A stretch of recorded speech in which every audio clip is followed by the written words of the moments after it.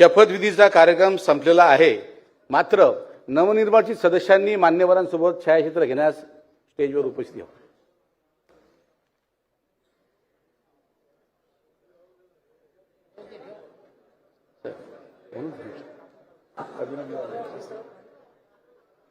म्हणून तुम्हाला वाटतं थांबा.